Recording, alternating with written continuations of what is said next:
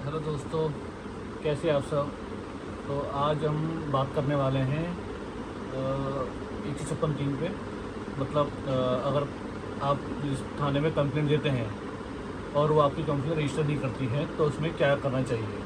आज उस चीज़ पे हम बात करने वाले हैं। सबसे पहले ये है कि आपको अपनी कंप्लेंट लिख के एसएचओ को और डीसीपी साहब को देनी चाहिए, क्योंकि आप डायरेक्ट कोर्ट को अप्रोच नहीं कर सकते हैं। तो इसलिए आप पहले अपनी कंप्लेंट लिख के एसएचओ साहब को दीजिए, जो आपके एरिया के कंसर्न एसएचओ हैं पुलिस स्टेशन के। और उसके बाद अगर कार्रवाई नहीं होती तो आप डीसीपी साहब को दे सकते हैं। अगर उसके बाद भी आपकी कार्रवाई नहीं हो रही, सेकंड, कुछ लोगों की कंप्लेंट ये रहती है कि हमारी कंप्लेंट थाने में गए थे, हम हमारी कंप्लेंट नहीं ली।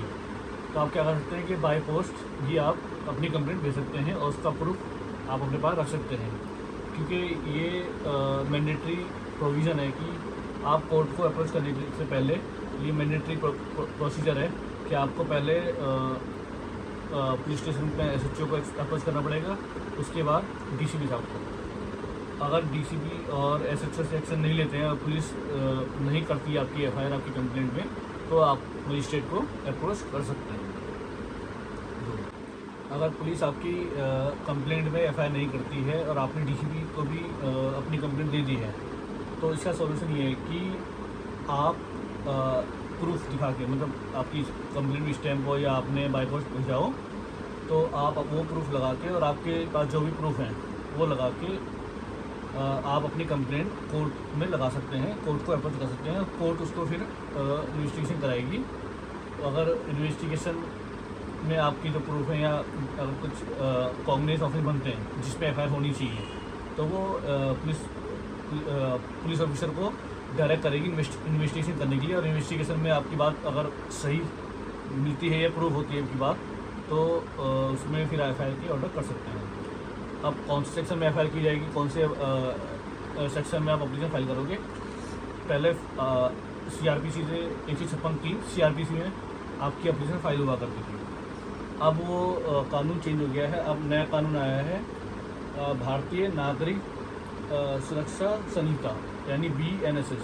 उसका नया सेक्शन आया है 175 सब सेक्शन 3, मतलब 175(3) BNSS में आप अपनी कंप्लेंट अलॉन्ग विद एफिडेविट के साथ मजिस्ट्रेट के पास फाइल कर सकते हैं विद दी प्रूफ।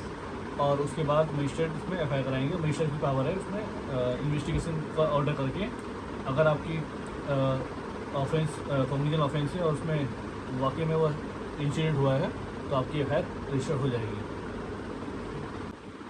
इसमें एक कंडीशन और है कि अगर जो एविडेंस हैं आपकी रीच में है यानी आपकी पहुंच में है, तो आपके उसमें एफआईआर रजिस्टर नहीं होगी, क्योंकि अगर आप ऐसे कुछ प्रूफ हैं जो आपके हैंड में नहीं है, जो पुलिस की इन्वेस्टिगेशन के थ्रू ही आप वो प्रूफ ले सकते हैं या आपके रीच में नहीं है। अगर आपके रीच में है तो आपको फिर सेक्शन 200 में एविडेंस करानी होगी, क्योंकि वो एविडेंस आपके पास है। आप एविडेंस करा के भी कंप्लेंट केस चला सकते हो। अगर आपके पास एविडेंस नहीं है, आपके रीच में नहीं है, तो through police officer of the concern थाना वो आपको इन्वेस्टिगेशन करने की पावर दे सकते हैं। तो इस तरह से आपका केस चलेगा। इस तरह से आप अपनी कंप्लेंट अगर पुलिस वाले नहीं करते हैं तो कोर्ट में एप्लीकेशन फाइल करके आप अपनी एफआईआर रजिस्टर कर सकते हैं या अपनी कंप्लेंट फाइल कर सकते हैं। तो आप मुझे बताना ये इन्फॉर्मेशन कैसी लगी आपको। अगर ये इन्फॉर्मेशन यूज़फुल लगी तो मेरे चैनल को सब्सक्राइब करना ऐसे लीगल नॉलेज के लिए। तो कमेंट करके बताना ये नॉलेज कैसी लगी और आपको किस पॉइंट पे कुछ लीगल एडवाइस या कुछ पॉइंट चाहिए, वो आप मुझे कमेंट में बता सकते हैं।